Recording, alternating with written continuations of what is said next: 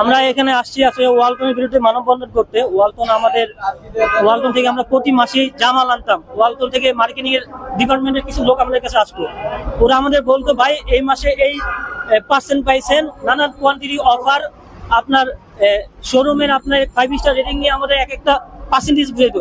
Suppose এই মাসে আমরা মাল আনলাম 120, ওরা আমাদের বললো ভাই এই মাসে আপনারা 28-29% পাইছেন। এক এক মাসে বলছে 34-35%, সেই অনুযায়ী আমরা 26-25 দিয়ে হোলসেল করছি।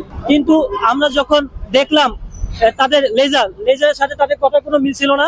লেজারে দেখলাম আমরা পেয়েছি 18-19-20-21, কিন্তু তখন আমরা বেশি বিক্রি করছি 34-35-এ। ওভারঅল আমাদের 16-20% মতো লস এরকম হয়েছে।